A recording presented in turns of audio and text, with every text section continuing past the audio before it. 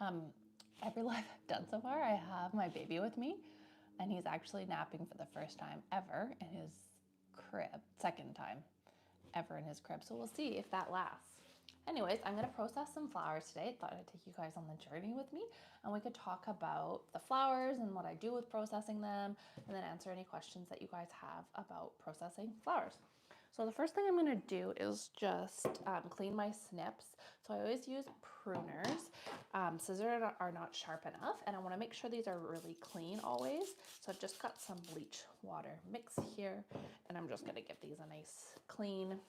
If they're dirty, it introduces bacteria into the flower stems, and then that makes your flowers die way quicker. So cleaning them is always really important.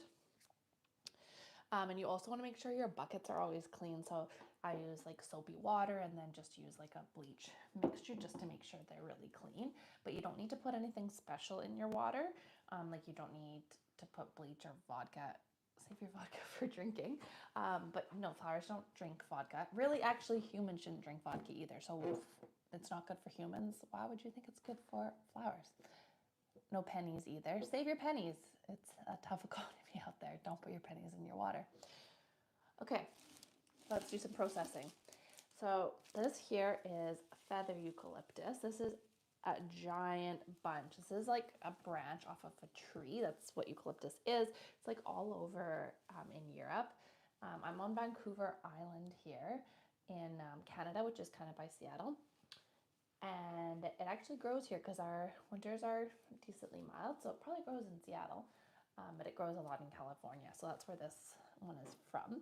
And so for feather eucalyptus, if I'm using this in my bouquets, this is like a really overpowering amount of eucalyptus to use.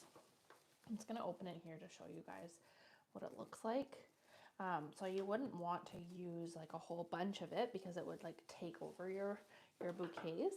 And also the stem size is really variable. So people ask me sometimes like, how many stems are there? But like, look, this is one stem and this is one stem. So they're totally different amounts of like quantity you get on a single stem.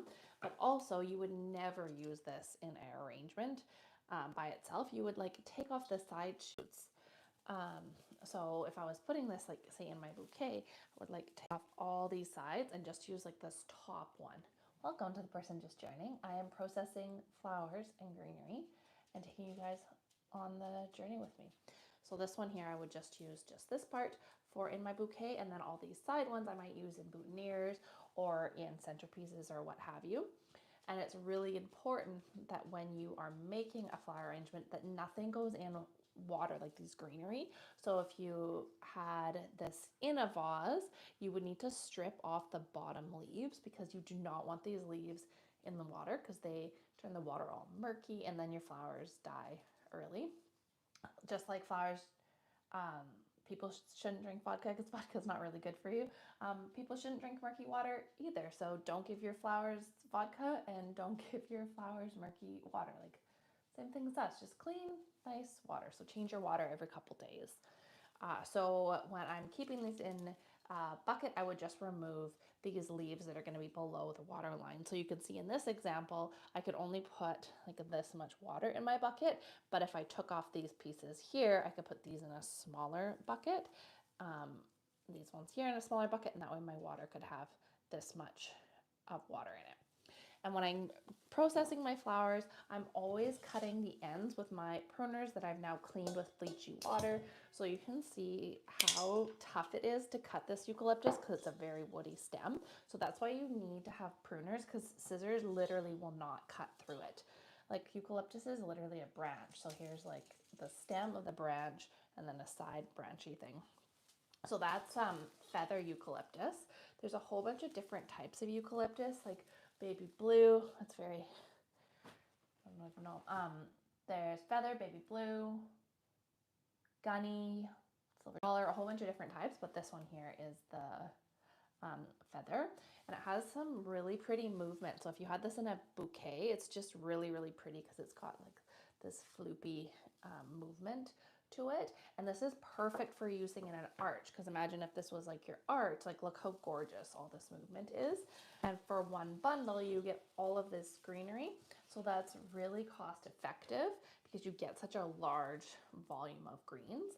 And then I would mix this with another type of green if I was doing my arrangements, because I like to have a variety of sizes and shapes, because this has these little like really pretty delicate petals, and I might mix it with something that has bigger, sorry, not petals, leaves, something that has bigger leaves like salal if I was doing like an arch, what have you. So that's feather eucalyptus. Okay, so what else do I have here? So this is alstroemeria. It's known as Peruvian lily. And so the flowers, it's probably super crinkly on my mic. Flowers often come wrapped in plastic. So when we get them, we need to remove the plastic right away. They're just packaged like that to protect them during shipping. So I'm just gonna pull up the plastic. These alstroemeria, they come really, really tall, like how gorgeously tall they are. These are grown on Vancouver Island in Canada at a place called Eurosa Farms. And they have always, Peruvian lily or alstroemeria always have tons of leaves on the stems. So when I'm processing them, I'm removing all the leaves.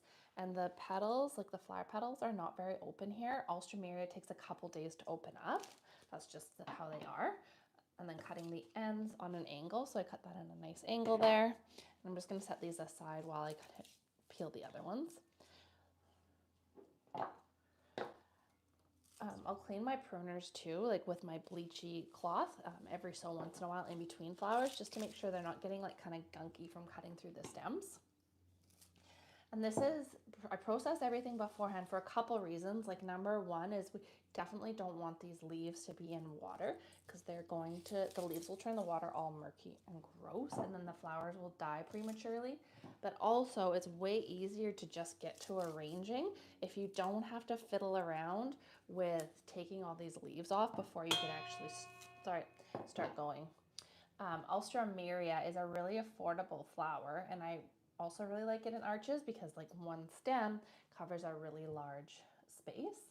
And if you are using it in a bouquet and if like that's just too much alstroemeria for you, because keep in mind all these little blooms are going to open up, you could always like cut off some. So say you removed like that many or that many, and then you just be left with 3, and then that might be more fitting for your bridal bouquet. And then these side ones you could put in a little mason jar or something and just keep them for later. And if you didn't find a home for them, then you could just have a little mason jar arrangement that you stuck wherever. But life is really expensive, and so we don't want to throw anything away. We're going to keep everything that we can. So if I was using these in a bouquet, like I'd probably cut like that much of the stem off of them. But for right now, like I haven't fully decided what's happening with these here. And so I might use these in an arch. So that's why I'm just keeping the stems nice and long, because then that allows me to decide what I'm going to do with them. But I need to, I guess we can talk about buckets here. You need to make sure you have a variety of buckets. This one here I'm just using for like throwing trash in, but imagine if you put this in here, that is what will happen. So that won't work. So you need to make sure you have a tall enough container if you're leaving them tall like this. So that's why I say to get a couple of different types of buckets, because the last thing anybody wants to do is like be on their wedding day like having to rush to the dollar store and get better buckets. So have a variety of sizes and shapes. I've got these ones here. These are not pretty looking, but these are nice tall buckets. You can also use like pasta containers, like for storing your like pasta in your pantry. Okay, so there's my alstroemeria all processed up, and I'm going to put it back into the bucket. All right, let's do some mini carnations now. So I've got some red ones and some peachy pink ones. There's so many elastics that come with flowers, elastics and plastic wrap. That's kind of the thing. So we need to remove all of that, and we want to remove this as soon as we get them, because we don't want to leave them like sitting in the plastic. They're just like that for traveling so that they don't get damaged. But we want to make sure that the flowers can like hydrate themselves and soak up water once we get them. And so that's why we're taking off the plastic right away. Mini carnations always have multiple blooms per stem. These are just fresh from the cooler right now, so they're still really close. So these buds will all open up more, but some like this guy. Is my baby crying? No. Some like this one will never open. So that's just the characteristic. Oh, that is my baby crying. That's just a characteristic of mini carnations, is that they don't always all open up. So for mini carnations, they're super easy to process. I'm just cutting the ends off of them at an angle with my pruners, and then I'm removing these leaves here that are going to fall below the water line. And sometimes there's a side shoot that will be broken. Is this one broken or just weird? It's just weird. But sometimes they'll actually be broken. And so I never throw anything away because life is expensive and flowers are expensive. So I will just keep those ones that are broken and put them in a little mason jar. This one also is kind of, that's funny. Some of them are like growing at this weird angle. I'll just have a little mason jar or something, small container, and I'll keep them to use in my boutonnieres, or I'll use them in just to like make a little mini mason jar just to decorate wherever, but I don't throw it away, especially since you don't know what you're going to do with it. Like maybe you make a centerpiece and you need just like one last little thing that's small. And so that's why keeping those small pieces is always handy. So I've got my carnations here, these red ones, all processed up. So I'm going to stick these back in my bucket. Let's show you guys next. I also have the peach ones to do, but I might as well do this chamomile since you already saw how to do the roses, or sorry, the mini carnations. So this is a bunch of chamomile. It's also called matricara, I don't know how to say that. And it is perfect for a wildflower inspired bouquet. So a bunch is 10 stems, but it has a ton of flowers like coming off from it. And the greenery on this is not very nice at all. So same thing as, it also smells, I don't know that I like the smell. Maybe some people do. But let's just cut the ends of them all first. And then I'm going to deal with all the leaves. The leaves are not pretty. So we're doing kind of the first order of business is we never have any leaves that it gets tangled really easy too. We never want any leaves to be underwater because that makes it smegmy-y. So like this one here would end up in water, so I'm pulling that one off for sure. But they're not pretty leaves. So just so that I'm like able to, once I arrange, I can like just get to it. I'm gonna pull off these ugly leaves. And the other reason is that we want flowers are cut, obviously, and so they're in like a stage of dying from the time that you cut them, as sad as that is. And so we want the flowers to concentrate on getting water up to the blooms and keeping those nice, rather than wasting energy keeping the leaves nice. So here's another one that, like I mentioned, don't throw anything away. So just cut that one off, put it in a little mason jar, and we can have that arrangement for that flower for later. With these flowers that are like small, they have a tendency to get tangled. Like baby's breath is another one that really gets tangled easily. So always make sure that you order extra because you do not want to run out. I'm just going to cut just so I can show you guys like a variety of stuff. I'm just going to cut the ends right now and then deal with the leaves on these puppies later. So I'm just sticking them back in the water. So the most important thing is to get them in water ASAP. Okay, Solidago. So here is one bunch and one bunch. This is also a really good one for wildflower inspired bouquets. Probably, if you guys are on this for a bit, you can kind of get the gist that lots of the greenery is not pretty. So before I get processing, I'm just pulling off, or sorry, during my processing, I'm just pulling off all these ugly leaves. This also would be really great in an arch because it fills up a large amount of volume, and all the little, like, I don't know, niblets or whatever you want to call them are really pretty. So that adds like a lot of cool texture, and I'm all about texture in my arrangements. Solidago doesn't really have broken pieces because all these florets seem to be like staggered enough, so that actually works out. Okay, I'll clean the rest of these after. Just wanted to show you guys kind of the gist of the Solidago. I'm gonna cut this one here too.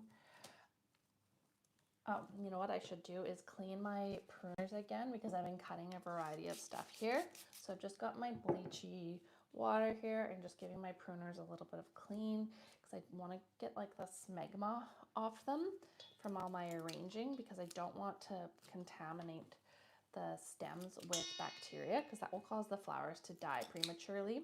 And I want to get as much life as I can out of these. So there's another bundle of Solidago. So let's just plop those back in my bucket. Another important thing about, I don't think I cut these carnations yet, so I'm going to chop the ends here. Another important thing about processing is that you need to make sure that your flowers are not crowded in the buckets because they hate that. So these flowers are all pretty much in closed bud format. So I'm taking off all these leaves here that would end up in the water. So they need some time to open up, and they cannot open if you have too many flowers per bucket. So make sure that you buy enough buckets, and you can just get these from the buckets from the dollar store. Okay, these are spray roses. Let's do these ones next. So these spray roses are from Eurosa Farms again. They're on Vancouver Island, which is where I am. And they are a family-owned and operated business, and they grow the most gorgeous roses. Spray roses have a ton of leaves on them. I'm also being very ginger to not prick myself.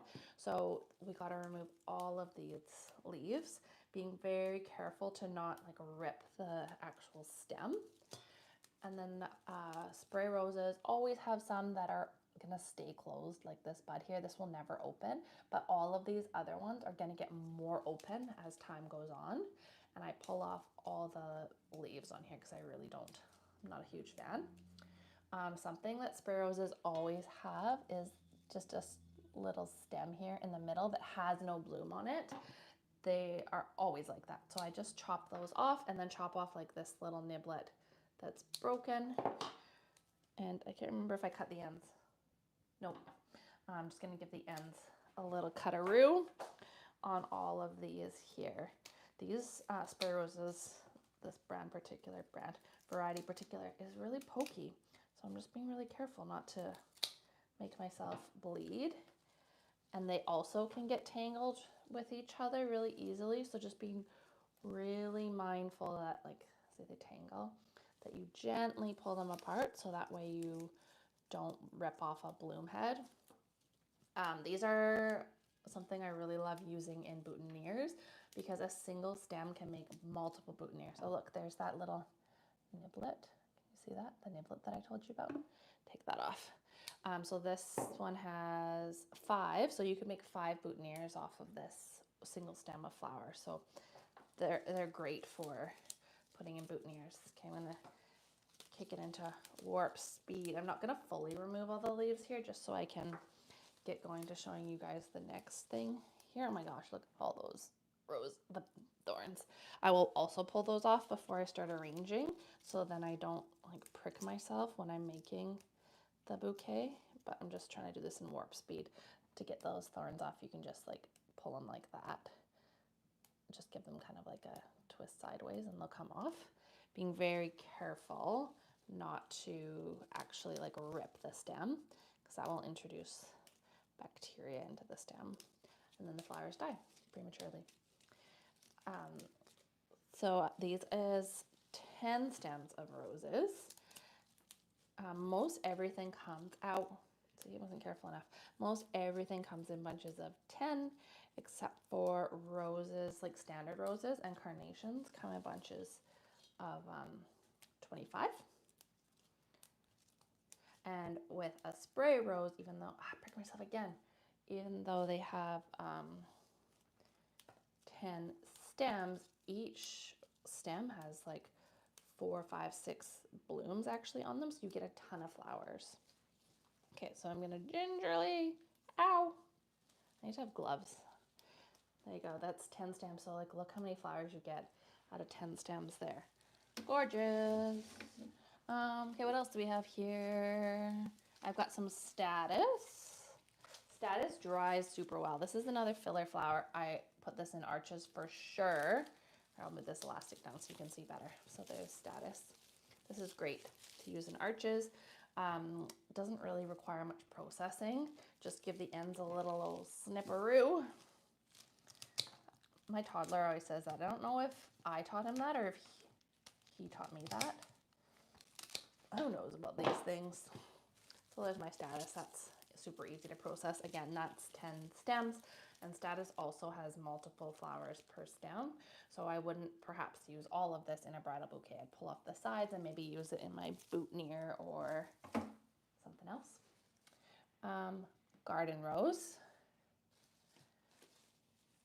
Oh, got an elastic here. Garden rose, oh sorry, spray rose, garden rose, standard rose, garden rose, standard rose, spray rose. Again, tons of leaves on them, pulling them off. This one doesn't have a single thorn. Some varieties just have a lot of thorns and some don't. Roses often have ugly petals on the sides. These are called guard petals, and they are just left on from the farm to protect the flower. So I just pull those off. Some, like here you see, like these ugly petals that are kind of brown and like look bruised. I'm just pulling those off. Garden roses have like tons of florets in them compared to the standard rose. They're just absolutely gorgeous. Now this one has a ton of thorns, so the variety just totally depends on how many thorns are going to be on it.